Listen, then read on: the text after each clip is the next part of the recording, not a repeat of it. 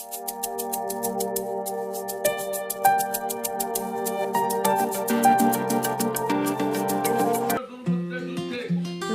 বন্ধুরা, স্বপ্নের উড়ানের আরও একটি ব্লগে তোমাদের সবাইকে স্বাগত জানাচ্ছি।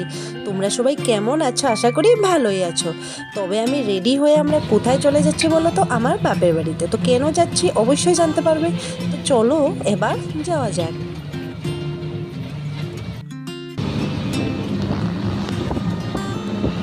দেখো বন্ধুরা, আমি এসে পড়লাম।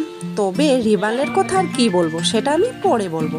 তো কেন এসেছি আজ আমার বাপের বাড়িতে? মা একটু গীতা পাঠ দিচ্ছে, একটু অসুবিধার জন্য, বেমার আজার ছিল মার, তো তার জন্য একটু গীতা পাঠ দিচ্ছে। তো সেখানে আসার জন্য মা খুব ফোন করতে আছে, সকাল থেকে কয়েকবার ফোন করেছে। আর আমারও শরীরটা ভালো না, তার জন্য আসতেছিলাম না। কিন্তু তো এই ঝাপটার মধ্যে এসেছি। না আসলে কি ভালো লাগে? ভগবানের কাছে তো আসতেই হয়। তবে আমার মাকে নিশ্চয় তোমরা দেখেছো, ভালো করে আর দেখালাম না যেহেতু পূজা হচ্ছে। তো এই গীতা পাঠ চলো একটু শুনে নেই।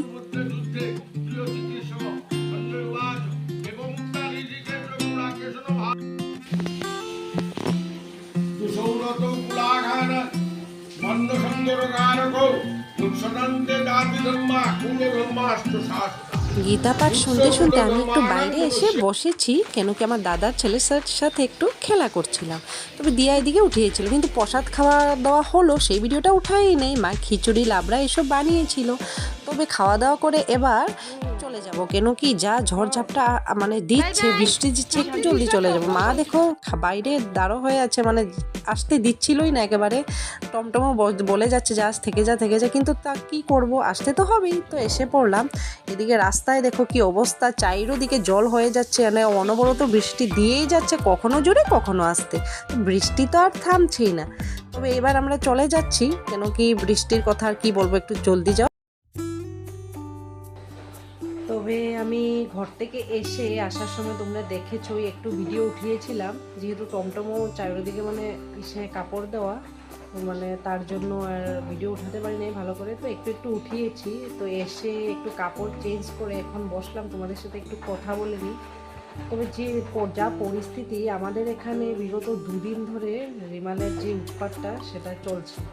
তবে পরশুদিনও তুফানের মতো এসেছিল, কালকেও বিকালবেলা এসেছে, আজকেও সকালবেলা তুফানের মতো, মানে প্রচুর জোরে হাওয়া দিচ্ছে, সারাদিনেই দিচ্ছে হাওয়া। তবে বৃষ্টিও হচ্ছে, প্রচুর পরিমাণে বৃষ্টি হচ্ছে, রাতভর হয়েছে, আজও মানে একটু কমেছে, এখন বৃষ্টি হচ্ছে। তার জন্য ঘর থেকে একটু জলদি এসে পড়েছে। মা আসতে দিচ্ছিল না, মার খুব খারাপ লাগছিল যে আজকে থেকে যায়, এখানে থাকলে কী হবে। আমি না থাকবো না, কেন কি ওনাদের টিউশন তো আছে না, তার জন্য পড়াশোনা আছে, আর কত করে তো থাকা যায় না। আর দিয়েছে, আমার তো শরীরটা এত ভালো নেই, আগের ভিডিওতে বলেছি।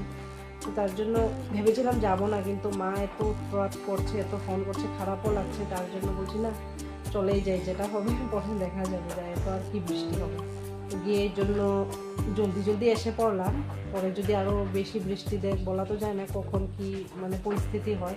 আমাদের এখানে রেড অ্যালার্ট দিয়েছে, তো তার জন্য এসে পড়লাম একটু জলদি। এসে ভাবছি যে একটু কথা বলে নিই, মুখের অবস্থা নেই। কার এখানে কি হচ্ছে রিমালের মানে অবস্থা, সেটা অবশ্যই কমেন্ট করে জানিয়ে। তবে এখন একটু বৃষ্টির মাত্রাটা কমেছে, কিন্তু কমলেও আকাশে পুরো মেঘ আছে। কমলেও কখনো একটু কমছে, কখনো একটু বেশি দিচ্ছে, তার কোনো ঠিক নেই। যেহেতু আমাদের জয়েন্ট ফ্যামিলি, তো জয়েন্ট ফ্যামিলি হওয়ার জন্য আমাদের পিছেও অনেক বড় বাগান আছে। তো বাগানে অনেক গাছগাছরা ভেঙে পড়েছে, সেসব আর কোথায় থেকে উঠাবো। তো বাইরের থেকে যা একটু উঠিয়েছি। দেখো উঠানো দিকে দেখো নারকেলের পাতা পড়ে তিন বিতিকিচ্ছা অবস্থা। আর গাছগাছরা লেবু গাছও ভেঙে পড়ে গিয়েছে। তো যদি এই ভিডিওটি ভালো লেগে থাকে, লাইক শেয়ার সাবস্ক্রাইব করে আমার পাশে থাকো। আবার আসছি নেক্সট ভিডিও নিয়ে, ততক্ষণ টাটা।